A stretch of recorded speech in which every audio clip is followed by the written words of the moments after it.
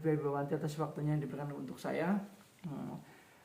Langsung saja nggih untuk mempresentasikan nggih. Assalamualaikum warahmatullahi wabarakatuh. Bismillah, alhamdulillah, salatu wassalamu ala rasulillah wa ala alihi wa sahbihi wa mawala wa la hawla wa la quwwata illa billah, amma ba'du. Yang saya hormati Ibu Ketua PKK Desa Legok, Jagoan Bumen, Ibu Joko nggih.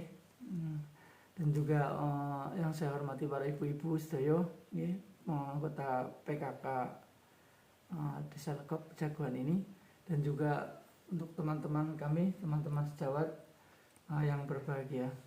Pertama-tama marilah kita panjatkan syukur kehadirat Allah Subhanahu wa taala atas limpahan rahmat serta segala nikmat yang diberikan kepada kita semua, sehingga kita diberikan kesehatan dan bisa bertemu di sini. Dan saya mengucapkan selamat beribadah puasa nih. Mudah-mudahan puasa dan rangkaian ibadah kita di bulan ini diterima Allah Subhanahu wa taala. Amin ya rabbal alamin. Tidak lupa selawat serta salam mari kita selalu panjatkan kepada junjungan kita Muhammad sallallahu alaihi wasallam. Semoga kita juga termasuk diakui sebagai umatnya kelak dan mendapatkan syafaatnya. Oke, baik Bu, mohon maaf saya di sini tersendiri karena saya mencari tempat yang gelap. Kalau teng mriku sedaya sami padang. Nggih. Yang kedua, saya terima kasih sekali atas waktu yang diberikan untuk kami dan teman-teman semuanya. Di mana saya memperkenalkan diri dulu juga nggak apa-apa. Ibu saya tadi sudah diperkenalkan sama Mbak Fia, tapi saya ingin memperkenalkan kembali. Nama saya Arif Mukorobin, saya dari Kebumen. Saya dan kami dan teman-teman semuanya ini adalah mahasiswa dari Stikes Muhammadiyah Gombong, di mana kami mendapatkan tugas untuk memberikan sosialisasi tentang apa itu bencana, apa itu mitigasi bencana, itu program desa tangguh bencana. Yang mana dari tugas tersebut kami harus memilih lokasi-lokasi yang rawan terhadap bencana, dan Desa Legok berdasarkan dari BPBD adalah termasuk desa yang rawan banjir. Yeah. Baik Bu, untuk saya mulai nggih, program desa tangguh bencana. Nggih niki bencana kalau menurut Undang-Undang Nomor 24 Tahun 2007, yaitu peristiwa atau rangkaian peristiwa yang mengancam dan mengganggu kehidupan dan penghidupan masyarakat yang disebabkan baik faktor alam, non-alam maupun manusia, sehingga menyebabkan timbulnya korban jiwa, kerusakan lingkungan, kerugian harta, benda, dan dampak psikologis. Di sini adalah berarti bencana ada 3 ya, bencana alam, non-alam, dan juga bencana sosial. Kalau bencana alam yaitu termasuk seperti geologi, gunung meletus, tsunami, dan juga gempa bumi.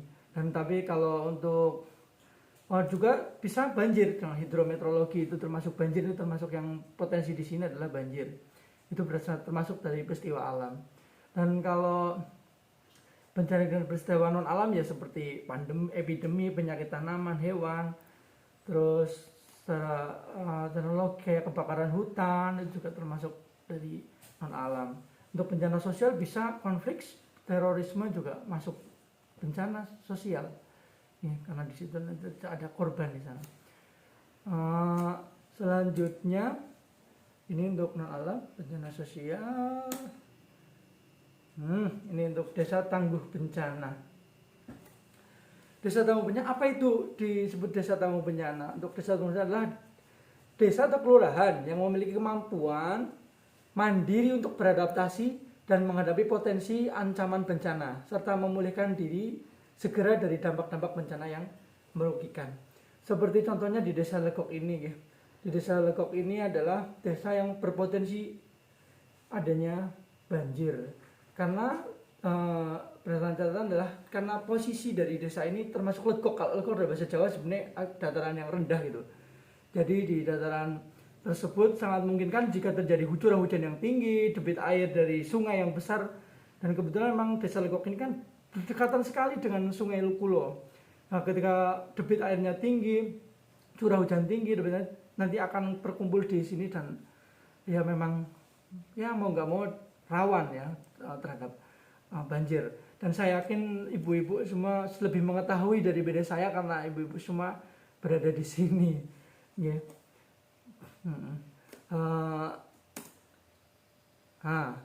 Berikut adalah kenapa perlunya ada daya tangguh ya. Mari ada tujuannya itu. Satu, melindungi masyarakat yang tinggal di kawasan rawan bahaya dari dampak-dampak merugikan dari bencana tersebut. Yang kedua, meningkatkan peran serta masyarakat khususnya kelompok rentan dalam pengelolaan sumber daya dalam rangka mengurangi risiko bencana. Yang ketiga, meningkatkan kapasitas kelembagaan masyarakat dalam pengelolaan sumber daya dan pemilihan kearifan lokal bagi pengurangan risiko bencana. Ini semua sebenarnya ada Bu di materi yang kami berikan, yang sudah kami fotokopi. Dan yang keempat, meningkatkan kapasitas pemerintah dalam memberikan dukungan sumber daya dan teknis bagi pengurangan risiko bencana. Yang kelima, meningkatkan kerjasama antara para pemangku kepentingan dalam PRB, pihak pemerintah daerah, sektor swasta, perguruan tinggi, LSM, organisasi masyarakat, dan kelompok-kelompok lainnya yang peduli.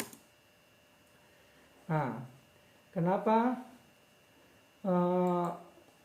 saya lanjut sama ini untuk berikutnya adalah kita dalam bencana kita perlu adanya mitigasi, ya, mitigasi bencana.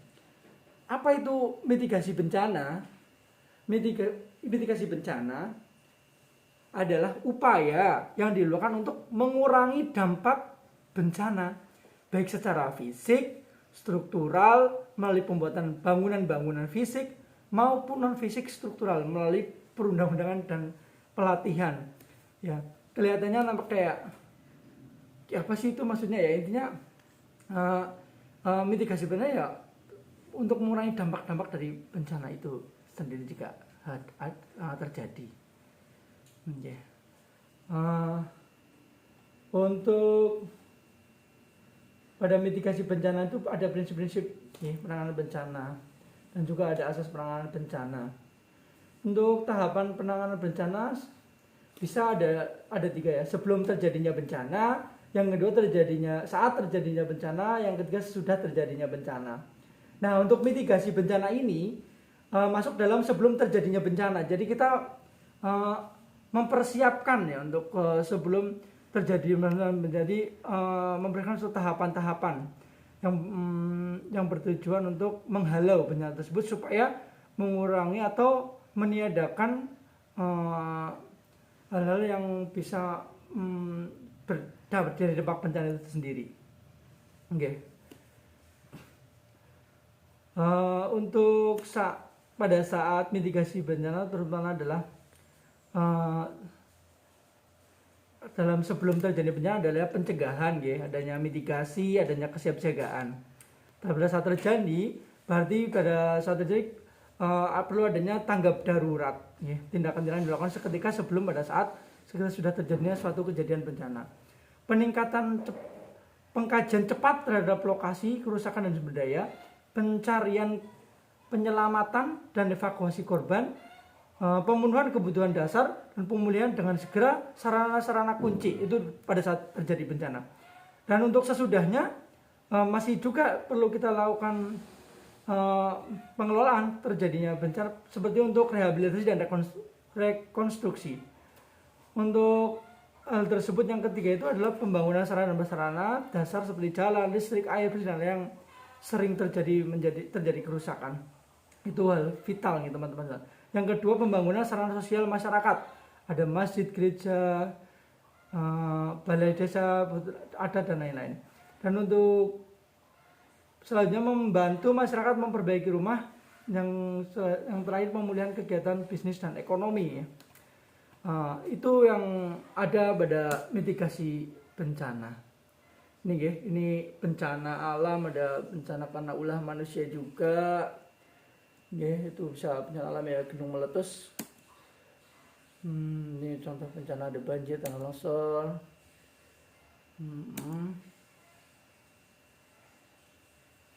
Ini tahap penanganan bencana Bu nih. Sebelum bencana ada pencegahan mitigasi kesiapsiagaan, saat bencana adalah seperti yang saya sampaikan tadi, tanggap darurat, penyelamatan, evakuasi, pemenuhan kebutuhan, dan sudah berdasar adalah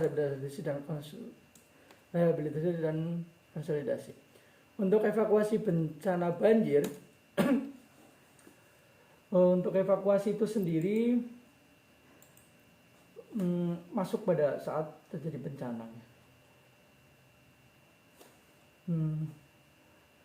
Perlu adanya perencanaan ini Bu, untuk perencanaan evakuasi dalam bencana, dan perlu adanya pembentukan tim evakuasi dan dilakukan simulasi. Jadi jangan sampai evakuasi itu berjalan tanpa ada persiapan ya. Untuk misalnya untuk pada saat bencana ya, kita pastikan bahwa tim evakuasi menjalankan tugas-tugas dan jawab masing-masing dengan struktur tim yang telah dibuat sebelumnya. Dan juga menjelang evakuasi, masyarakat harap mempersiapkan barang-barang bawaan yang tidak terlalu berat atau besar agar tidak mengganggu proses evakuasi. Terus pada saat evakuasi diharapkan untuk selalu bertindak dengan tenang dan tidak panik, kunci pintu dan jendela rumah, bawa barang atau surat berharga. Itu ada yang dibuat tinggal monggo dipun waos, ada yang sampai 9 item itu ikuti instruksi dari petugas dan jangan bertindak di luar itu. Ini penting. Kadang-kadang karena panik kita semua berjalan di luar instruksi. Nah ini bikin crowded malah Bu. Jadi nanti akan menyusahkan dalam penyelamatan. Ya. Untuk pasca evakuasi ya tahap masuknya adalah tahap evaluasi, sistem peringatan dini dan evakuasi. Untuk tahap evakuasi lakukan evaluasi kegiatan evakuasi yang telah dilakukan meliputi apakah evakuasi berjalan sesuai dengan simulasi atau belum. Terus juga untuk kita juga perlu melakukan analisa kelebihan kekurangan serta kendala yang ada ketika bencana terjadi, dan ketika tahap rehabilitasi dan rekonstruksi. Untuk tahap kedua, analisa kelebihan kekurangan itu bisa untuk menjadi pembelajaran untuk jika terjadi bencana berikutnya. Berikut saya ingin menampilkan ya, video tentang banjir ya. Sebentar saja nggih Bu, nyuwun izin nggih. Oh, videonya mana nih? Oh, kebetulan videonya nggak nampak Bu. Oke, gitu kados niku mawon Rin nggih. Nanti untuk ini sebenarnya kami udah mempersiapkan ya untuk videonya, tapi kok ini tak tampak nih. Sebentar. Bentar nih Bu. Mungkin bukan di sini.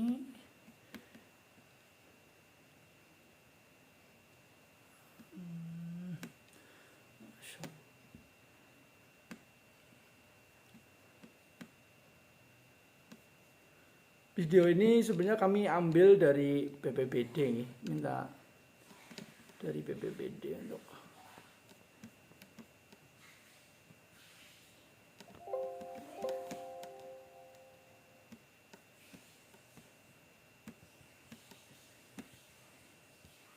mboten saged nggih pun karena ada kendala, mohon maaf ya, nanti video mungkin bisa kita ganti dengan diskusi. Baik, dari saya cukup sekian nggih Ibu-ibu sedaya nggih. Mohon maaf jika ada kekurangan. Karena kekurangan itu memang berdasarkan dari saya sendiri dan kebenaran adalah milik Allah nggih. Di mana selanjutnya mungkin dari MC akan ada sesi tanya jawab, dan untuk itu saya kembalikan waktu sepenuhnya pada MC. Monggo Mbak Abrivia. Saya tutup nggih. Billahi taufiq wal hidayah. Wassalamualaikum warahmatullahi wabarakatuh. Salam.